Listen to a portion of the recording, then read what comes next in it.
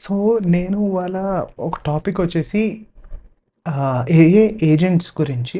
బేసిక్‌గా వాటిల్లో ఎంత ఓవర్ హైప్ చేస్తున్నాము మనం దాని గురించి, రియల్ వరల్డ్‌లో ఎందుకు ఫెయిల్ అవుతున్నాయి ఏఐ ఏజెంట్స్ అనేవి, అండ్ బేసిక్ ఎగ్జాంపుల్స్ ఏవైతే ఉన్నాయో, అంటే ఏఐ ఏజెంట్స్ అంటే ఫస్ట్ ఏంటి అనేది తెలుసుకోవాలంటే, ఏఐ ఏజెంట్ అంటే బేసిక్‌గా లెట్స్ సే నీకొక ప్రాక్టికల్ ఎగ్జాంపుల్స్ ఏవైతే ఏజెంట్స్ ఆల్రెడీ ఉన్నాయో.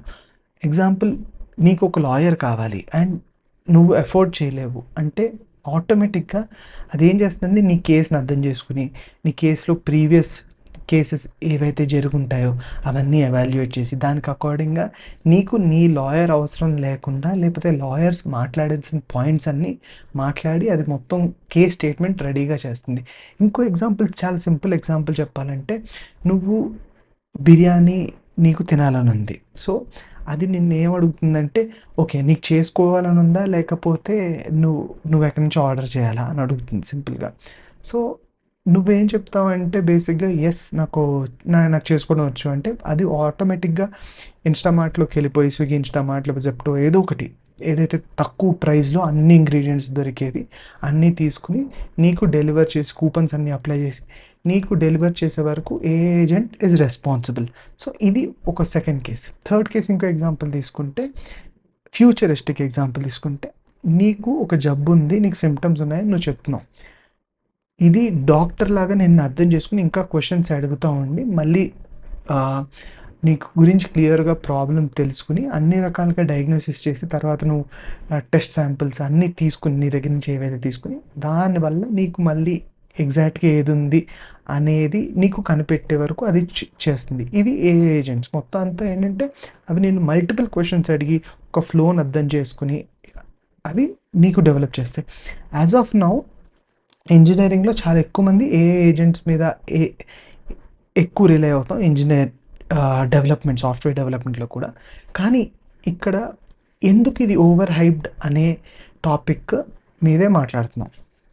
ఎగ్జాంపుల్స్, ఫర్ ఎగ్జాంపుల్ వీళ్ళేం చేస్తారంటే ఒక కన్జ్యూమర్ ప్రొటెక్షన్ గురించి ఇది మొత్తం కంపానియన్. సో ఇది ఏం చేస్తుందంటే బేసిక్‌గా మనకి ఏదైనా నెట్‌ఫ్లిక్స్ మీద కానీ దేని మీదైనా మనకు కంప్లైంట్స్ ఉంటే పేపర్ వర్క్ అంతా ఇది చేసి పెడుతుంది. గవర్నమెంట్ పేపర్ వర్క్ కానీ, కస్టమర్ సర్వీస్ రిపోర్టింగ్ కానీ ఇవన్నీ వాళ్ళే చేస్తూ ఉంటారు బేసిక్‌గా. తర్వాత సకన ఏఐ అనేది ఒకటి ఏంటంటే ఇది మొత్తం సైంటిఫిక్ రీసెర్చ్ పేపర్ అంతా ఇదే చేస్తుందని దాని క్లెయిమ్. సో ఇలాంటివి ఇంకొక ఎగ్జాంపుల్ ఏంటంటే లెక్సస్ నెక్సస్ అనేది, ఇది కూడా ఏం చేస్తుందంటే ఇది కూడా ఒక ఏఐ. బేసిక్గా వీళ్ళు ఏం చెప్తున్నారంటే నెక్సస్ అనేది పెద్ద లా ఫర్మ్, కానీ వీళ్ళు ఏం చేస్తున్నారంటే ఒక ఏఐ చేస్తున్నారు. దీంట్లో ఏంటంటే మేజర్గా వచ్చి మనకి ఇదే మొత్తం లాయర్స్ ఏవైతే లీగల్ డ్రాఫ్టింగ్ ఉంటుందో మొత్తం అన్నీ ఉంటుందో యుఎస్లో ఇది ఈ ఏఐ టూల్ వాడుకుని వాళ్ళు లా ఫర్మ్ని మొత్తం రన్ చేయబోతున్నారు. సో ఈ ఎగ్జాంపుల్స్లో ఏమైందంటే డూ నాట్ పే అనేది యాక్చువల్గా అంత బాగా వర్క్ అవ్వలేదు. ఏంటంటే కన్జ్యూమర్స్ ఎప్పుడైతే వాడారో అది యాక్చువల్గా లాయర్కి వెళ్తే ఏదైతే బాగుందో ఒక చిన్న చిన్న కేసుల్ని ఎలా వాదించాలి అనే ఒక చిన్న సెట్లో ఆగిపోయింది. కానీ ఒక పెద్ద కేసు, ఒక పెద్ద కార్పొరేట్కి వెళ్తే ఆల్మోస్ట్ ఒక మొత్తం సెట్ ఆఫ్ లాయర్స్ ఏదైతే డిబేట్ చేయగలుగుతారో అంత లెవెల్లో వెళ్ళలేకపోయింది.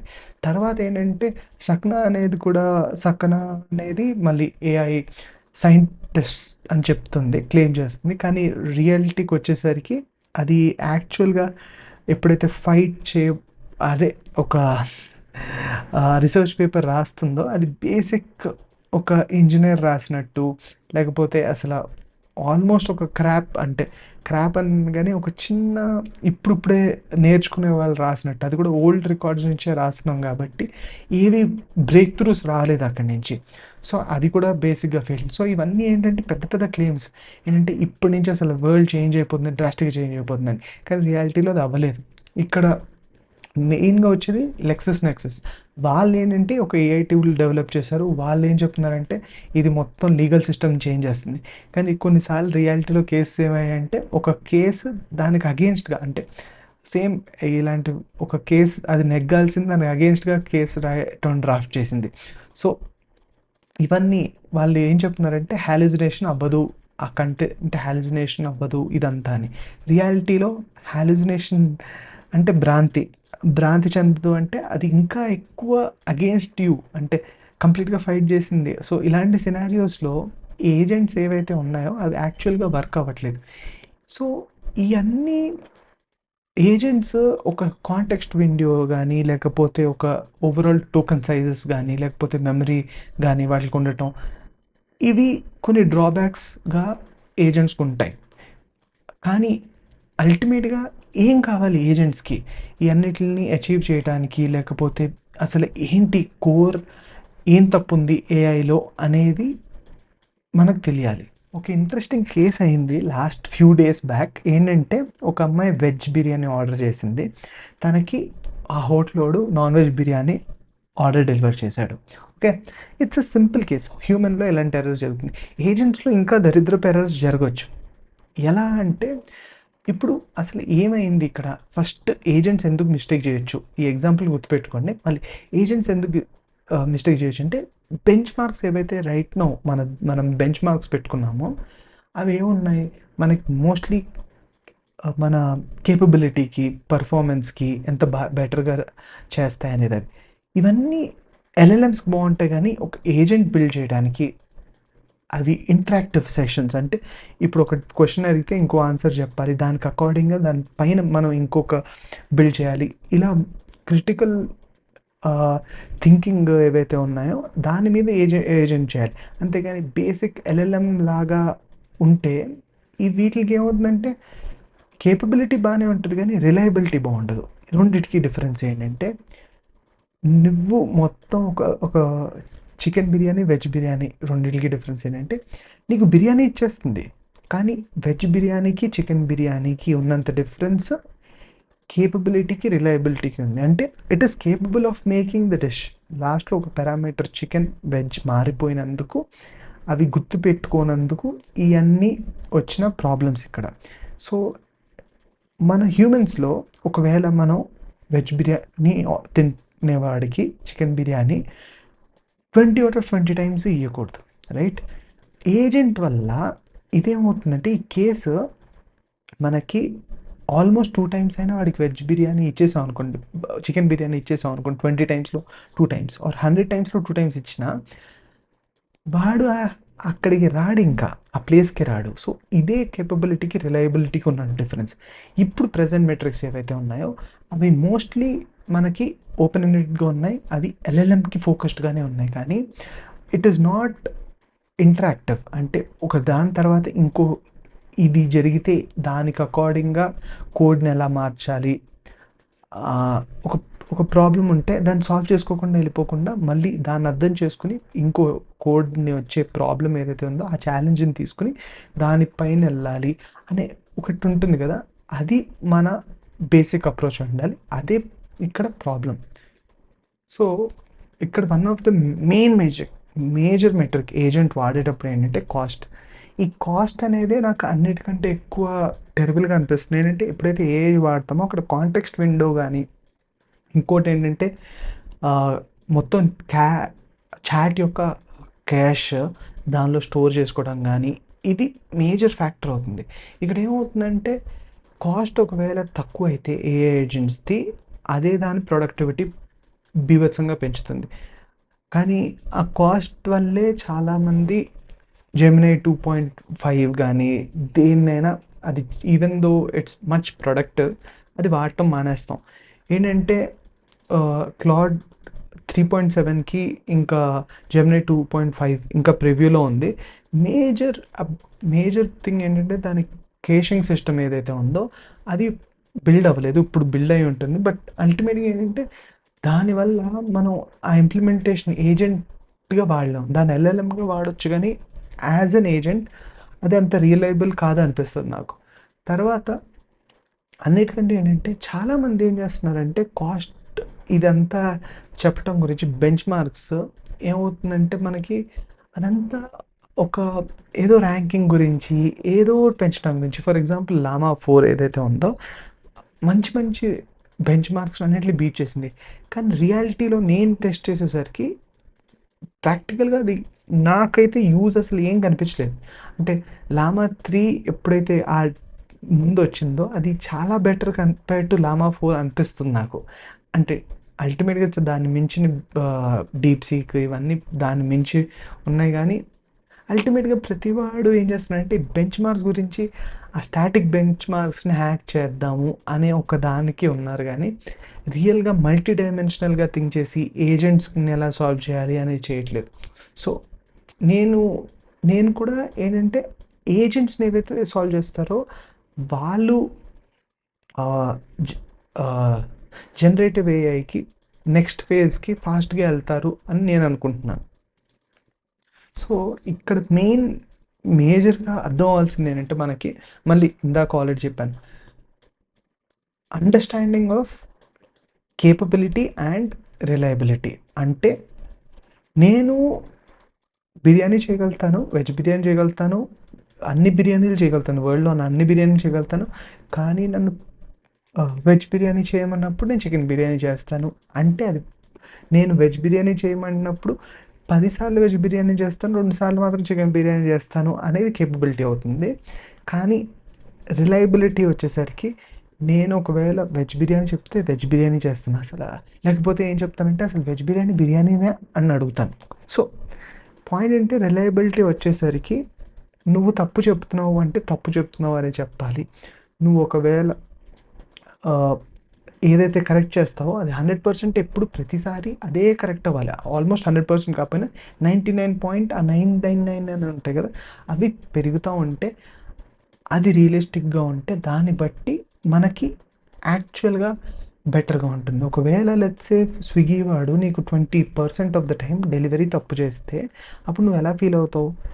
సేమ్ అలాగే ఎవరైతే మనం ఒక రిక్వెస్ట్ పెడితే ఒకవేళ టికెట్స్ బుక్ చేస్తే ఆ టికెట్ నేను ఎళ్ళాల్సిన డెస్టినేషన్ కాకుండా పక్కన ఊరికెళ్ళాలి అని ఏజెంట్ తీసుకుంటే అదెంత బ్యాడ్‌గా ఉంటుంది. సో, అందుకని ఏంటంటే ప్రతి సిస్టమ్‌లో ఏజెంట్స్ తోసేద్దాం అని చూసే వాళ్ళెవరైతే ఉన్నారో యాస్ ఆఫ్ నౌ వాళ్ళు మిజరబుల్‌గా ఫెయిల్ అవుతారు. ఎందుకంటే agents as of now LLMs are not highly capable for making an agent.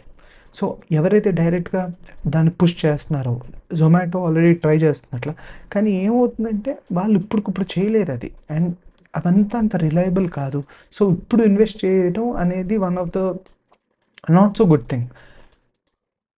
ఇక్కడేమవుతుందంటే ఈ రిలయబిలిటీలో చాలామంది ఏం చేస్తున్నారంటే బేసిక్ టెస్టింగ్ చేస్తున్నారంటే ఒకే సింగిల్ ఫ్లో ఇలా ఇస్తాను క్వెషన్ అంటే లెట్స్ సే నేను ఆర్డర్ చేశాను. ఆర్డర్ చేసినప్పుడు అది పైనాపిల్ పెట్టాను. ఇంకా ఫ్రూట్స్ అని పెట్టాను. ఇప్పుడు పైనాపిల్ వచ్చిందా? ఇవొచ్చాయా? అవొచ్చాయా? ఫ్రూట్సే వచ్చాయా? వెజిటబుల్స్ రాలేదా? కానీ రియల్ ఇంటరాక్టివ్ వరల్డ్‌లో అంటే ఒక సెట్ ఆఫ్ యూనిట్ టెస్ట్ రాస్తున్నారు గానీ, ఒక ఇంటరాక్టివ్ టెస్ట్ అది కూడా చాలా సార్లు ఏమవుతుందంటే ఏఐ రాస్తుంది. సో, ఇక్కడేమవుతుంది ఇలాంటి వాటిల్ని చాలామంది హ్యూమన్ ఎవాల్యుయేషన్, చాలామంది రిలయబిలిటీ టెస్ట్స్ ఇవన్నీ ఎక్కువ హ్యూమన్ టెస్టర్సే కావాల్సొస్తుంది ఇక్కడ. సో, ఏఐ కంపెనీస్ అన్నీ ఈ ఏఐ ఏజెంట్స్ చేసేటప్పుడు మోస్ట్‌లీ రిలై అయ్యేదేంటంటే AI humans interaction, human evaluation మీద ఎక్కువ ఫోకస్ చేయాల్సొస్తుంది. సో, అప్పటి వరకు ఏజెంట్స్ అంత బాగా వర్క్ అవ్వవు. సో, ఎల్ఎల్ఎం వర్క్ అవుతుంది. కానీ ఏజెంట్స్ రైట్ నౌ అంత స్కోప్‌లో లేదు. అండ్ చెయ్యాలన్నా ఇవి చాలా చోట్ల ఫెయిల్ అవుతాయి. మనం చాలా లైవ్ ఎగ్జాంపుల్స్ చూస్తాం ఆ ఫెయిల్ అవ్వటంలో.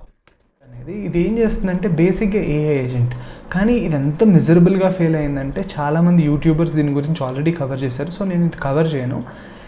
కానీ ఇదేం చేస్తుందంటే బేసిక్‌గా ప్రతీదీ చేసేస్తానని చెప్తుంది. అంటే ఇప్పుడు ఫర్ ఎగ్జాంపుల్ ఇందాక చెప్పిన యూజ్ కేస్ ఏదైతే ఉందో స్విగ్గీది లేకపోతే అక్కడ యూఎస్‌లో డోర్ డాష్ అని ఉంటుంది. అవన్నీ ఇది చేసేస్తానని చెప్తుంది. కానీ మిజరబుల్‌గా ఫెయిల్ అయిందది. So, we have to take this as a primary example. So, ఈ అంతటి నుంచి మనం ఏం నేర్చుకోవచ్చంటే ఫస్ట్ మనం డైరెక్ట్‌గా ఒక హైప్‌ని ఎప్పుడైతే హైప్ క్రియేట్ అవుతుందో అది డైరెక్ట్‌గా భయపడి దాన్ని అంత ఎక్కువ పట్టించుకో పట్టించుకోవాల్సిన అవసరం లేదు. అలా అని పట్టించుకోకుండా ఉండకూడదు. ఇక్కడ ఏమైందంటే దీని కాస్ట్, అక్యురసీ ఇంకా ఆ టాస్క్ స్పెసిఫిక్ కాంటెక్స్ట్ ఏదైతే ఉందో ఇవి ఇంప్రూవ్ అవుతూ ఉంటే ఆటోమేటిక్గా ఇవి బెటర్ అవుతూ ఉంటాయి. ఎలా అయితే మనకి ట్రాన్సిస్టర్స్ నుంచి కంప్యూటర్స్ వచ్చాయో, కంప్యూటర్స్ నుంచి ప్రెజెంట్ సాఫ్ట్వేర్ వచ్చిందో, దీది కూడా ఒక ఎవాల్యుయేషన్ ఫేజ్. చాలా ఎక్కువ టైం పడుతుంది, కానీ ఏఐ వల్ల మళ్ళీ దాని స్పీడ్ ఏదైతే ఉందో, టైం ఏదైతే ఉందో చాలా స్ట్రింక్ అయిపోతుంది. మనం ఏదైతే సైకిల్స్ 50 ఇయర్స్ సైకిల్స్ చూసామో అవన్నీ 5 ఇయర్స్లో 10 ఇయర్స్లో అవుతాయి.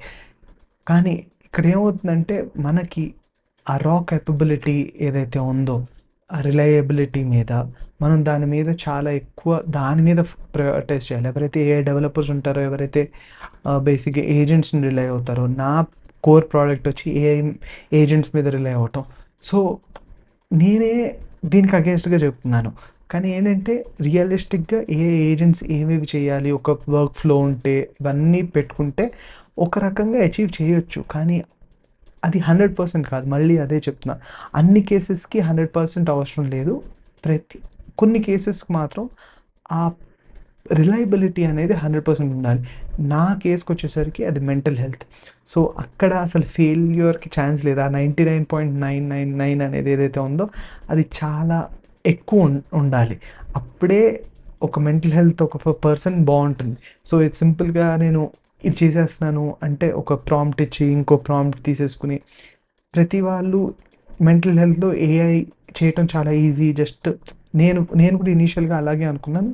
కానీ ఇది అంత సింపుల్ కాదు. అంటే ప్రాంప్ట్ ఇంజనీరింగ్ చేసేసి లేకపోతే జస్ట్ చాట్‌జీపీటీకి ఇచ్చేస్తే అది ఒక ఒక రియల్గా ఒక సఫరింగ్ పర్సన్ ఎవరైతే ఉన్నాడో వాడిని ఈ ఏజెంట్స్ వల్ల సాల్వ్ చేయలేము. ఇప్పుడున్న మెకానిజమ్స్ వల్ల ఏవి సాల్వ్ చేయలేము. ఇక్కడ చాలామంది ఏంటంటే ఏఐ ఇంజినీరింగ్ అనేది ఒక మెషిన్ లెర్నింగ్లో ఒక సబ్జెక్ట్ అనుకుంటున్నాం.